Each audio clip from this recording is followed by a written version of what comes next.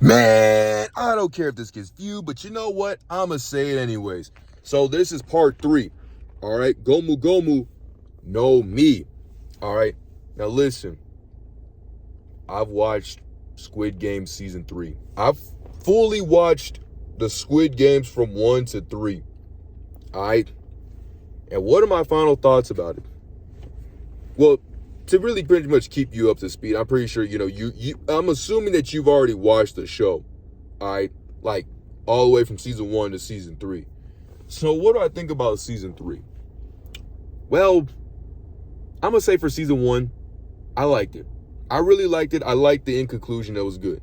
Season 2, I actually thought it was like, a little bit even better with an extremely good cliffhanger. Season 1, season 2, always just like this weird like Goku Vegeta type of battle. Like they're both really good. It's just whatever I'm feeling that day. But season 3, I say season 3 is like a bittersweet ending. Can we say that? I personally feel like season 3 Squid Game was a bittersweet ending. Alright? Because unfortunately, Gi-hoon tragically fell at the end of the games. I know, it was sad. I felt super empty. I was really sick for like a few days. I was like, dang, that's crazy. But again, it was a bittersweet ending. Like, the bitter part of like, bro, he lost. Oh my goodness. But I thought it was kind of sweet in the end that the frontman actually like, gave the money to Gi-hoon's daughter. I thought that was pretty good. And I think that he kind of came to a realization like, dang, man, like, we are kind of garbage. Like, bro, we are just ending people for no reason. Like, Lord, I didn't know my actions had so much consequence. But like, then I was watching more Instagram reels and stuff because Instagram was trying to spoil me hard. Like, I mean hard when the first week came out. I had my cousin, let me watch the full series. Thank you, cousin, for letting me watch the series on your P5. But like, I think a lot of like the message is kind of weird. Like, I know like people mainly talk about like, what if 456 was like, hey, I actually didn't get paid, so that's why I'm here. And then everyone presses the button and they all go home. That would be a funny ending. And another funny ending I saw was like, the baby actually pressing the button, saving the day. But like, one of the things I mainly would say is that like, towards the end of the game, I'm gonna be honest, I feel like the writing kind of was a little loose. Excuse me. I feel like the writing was a little loose. And by that, I mean like, so the end of the game, it was pretty much like you could have 3 people. Like it's 3 pillars, right? You got to press the button and the games go. Y'all all within 15 minutes got to make a unanimous decision to push one person off. One person per object, cylinder, pillar, whatever it is, right? Triangle, any type of thing that they're on for their 3 stages, someone's got to be pushed off. So stage 1, one person. Stage 2, another person. And then stage 3, another person. So a total is 3 people that got to be pushed off of 3 different pillars, right? However, they were like, well, you can push more than one person. So then it's kind of weird because the way they kind of say it, and even on the subs, because we watched it in, to English dub, which it was terrible. I'm going to be honest, it was completely terrible. I don't like the English sub. There was one VIP that I actually did like the dude was mainly talking about like the whole horses, and I feel like he actually was decent. Like compared to everybody else, I feel like he was decent. The female VIP, I'm going to be honest, I wasn't really rocking with the voice. It just seemed kind of, you know what I mean?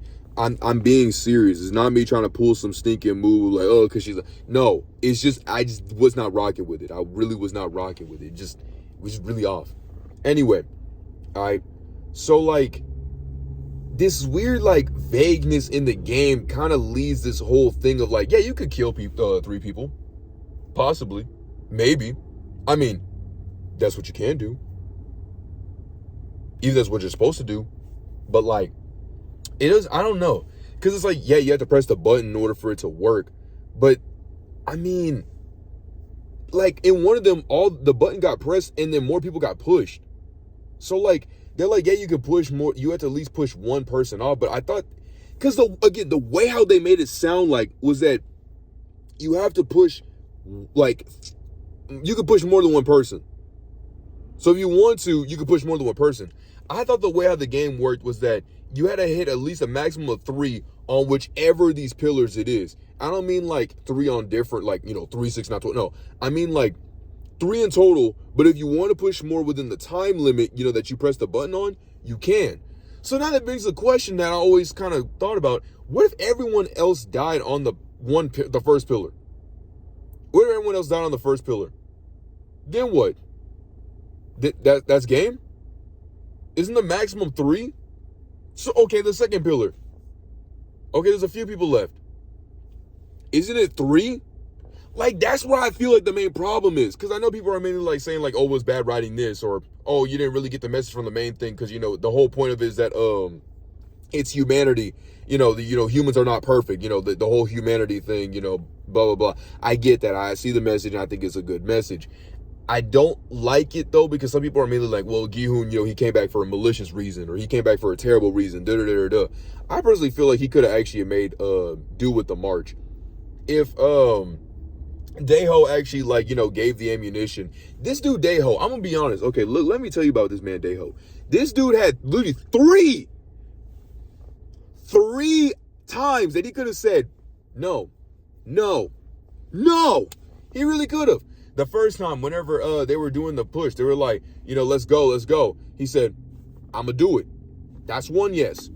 Then, like, the second one was like, then it's like, oh, we need somebody for ammunition. I can do it. Yes, sir. And it's just like,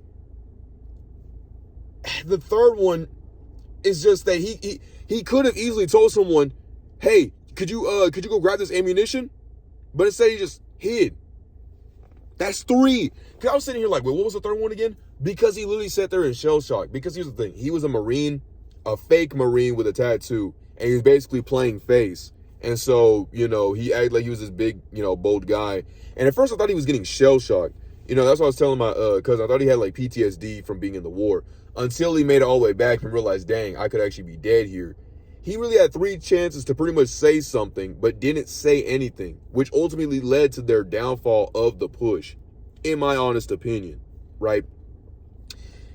And so, and then everybody else's deaths and stuff like that. I'm gonna be honest, everyone else's deaths felt so rushed.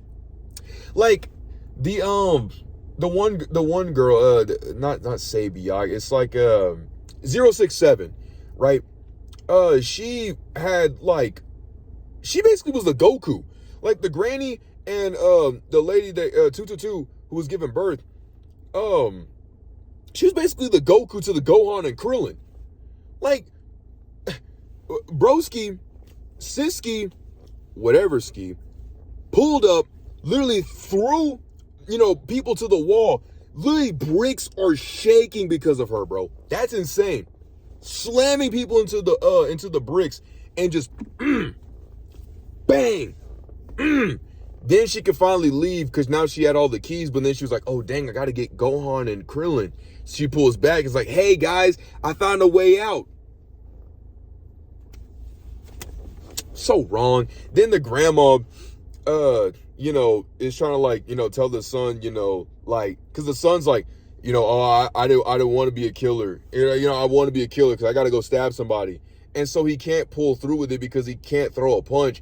And so then basically to kind of sum it up, the mom ends her son. Very sad, very sad. Then the mom ends herself because she was like, dang, he was my only reason of living. So now there's them. And now pretty much all the other exes are gone. And so now it's just up to Gi-hoon and the baby. And you would think that 333, knowing that he's like the father, not Gi-hoon, none of them really knew that he was the father. But it was like, it's kind of what he wanted to do. Now I know some people say 222 could easily just hop on one leg and move it over. Okay, look. She already gave birth. She's malnourished. She's got a fractured ankle. And also, there's another, like, a gap in the bridge. So she got to make that jump. Also, there's people holding up the line because they're too scared to make the jump. So if you have really good stamina, honestly, my honest opinion, I feel like the jump rope game is actually probably the easiest. Because I was telling this to my cousin, I'm like, bro, you can literally hear the jump rope like you can hear it and then just jump. You can watch the motion, you can feel it in your legs. You really have almost every opportunity to do it. The only way you wouldn't be able to do it is due to your stamina or a disability. I'm being serious, right? Or, obviously fear, anxiety, I get that completely. But like, I don't know, like I feel like it's just, that one was probably the easiest of the easiest. But yeah, I feel like overall, like a lot of the people's deaths was like, all right, look, we're just trying to end the season real quick, 6 episodes, boom, boom, boom, boom, boom, boom, boom. All right, everybody's dead. Okay, Gi-hoon's back to himself. All right, now we got this pillar game.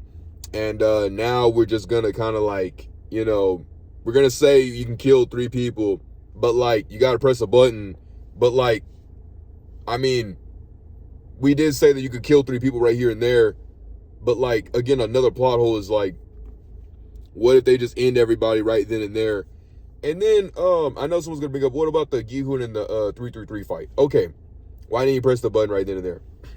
So I think it was mainly because like, and I know someone brought this up, it was pretty much that Gi-hoon was trying to at least keep like he didn't want to press the button because he knew 333 was on some weirdness. Like, okay, Gi-hoon is weird, but 333 was weirder, and he wasn't trying to chance that. Think of it like Total Drama with Duncan, right? Gi-hoon's the Duncan, and then 333 is Mal, not Mike, Mal. I know that's a random pool to pretty much say like, bro, what? You're talking to the reference man himself, SwaggBird7. So that's what I'm looking at, right? He doesn't want to press the button because he doesn't want to alarm 333 to drop the baby, and he's trying to also keep distance to actually go with it. I think my main thing and the reason why he didn't press the button right then and there was because of like all the tension and everything moving really, really fast and all of that. And that's what, led him to fall to his demise. And then Gi-hoon gets back up on the pillar and then realized, dang, the button wasn't pressed. And I know people are like, bro, I thought the baby would have clutched up. And yeah, I kind of wish the baby would have clutched up. Honestly, I kind of really wish that like, I would have said like, because at first I thought 333 was a little bit chill. You know what I mean? But then, like, he started acting kind of weird, and that's when I was like, okay, yeah, bro is not chilling. Bro is, like, not chilling. So, yeah. But, the button doesn't get pressed. Gi-hoon stares, we're not ready, we're not horses, we're humans, and humans already falls over. Then the girl had the gun like up to her neck because I thought he was gonna pretty much drop her, but he didn't. So then they gave her more purpose to live, blah blah blah blah blah. And I'm what's another thing that I mainly wanted to say? The detective arc was pretty kind of poorly written. That one was actually poorly written. Like, out of all the things I can say that was poorly written, I don't think the detective thing gets brought up too much. The detective's whole thing, all right, was to find the Squid Games. That was their whole point of going back, was to find the Squid Games, track it down, save all those people, and, get it down for good.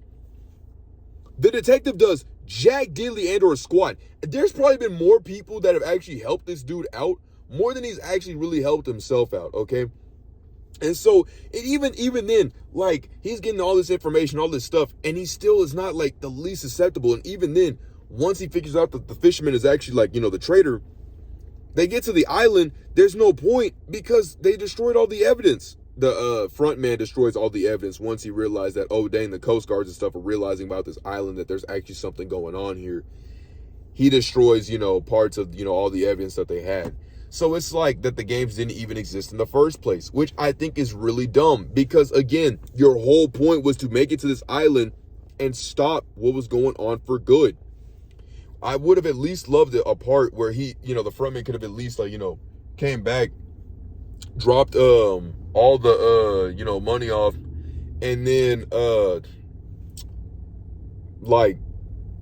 probably got arrested right then and there. But I don't know. I just think that the detective like plot was just stupid, underdeveloped. Like, I'm gonna be honest.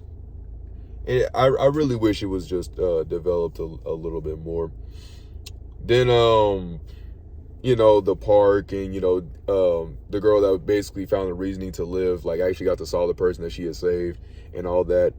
And to really end this off, one of the weirdest shots that I will say that I saw, because, like, yes, the cliffhanger of, like, oh my goodness, there could be more Squid Games was kind of hard. But you know what was weirder? Was when they did the establishing shot on the hospital.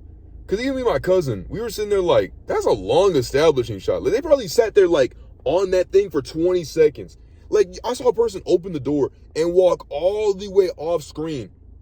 And then that was it. Like, what? But, yeah, that's just my honesty, 2 cents. You want to let me know what you personally felt in the comments? We could talk about it, discuss it all. But, yeah, that's pretty much my thing. My overall thing that I would say for the Squid Games, like, Season 3, I don't know how to really describe it. Because, like, I don't know. Because it's like I don't know how to, like, I'd probably give it like a 7, maybe like a 6.8 out of 10. I don't know. That's where I would honestly rate it for me. But yeah, truly, that's it. And that's just my little thing that I wanted to get off my chest for the games. I'm obviously still playing, but I have been playing a lot of Ink Game. That's been pretty fun. Got a few wins on there. Ray J still has yet to win, guys. Ray J still has yet to win. At least against me. He has not gotten a Mickey win. No Mickey D's. No Mickeys. No Mickey Mouse. No Mouse Tools. No Epic Mickey 1 or 2. No Power of Illusions. All right? That Power of Illusions from the 3DS game. Just letting you know. But again, that's Swag Birdie 7. Just giving his thing. Eating his chicken and cheese. And that's the video 3 out of 3.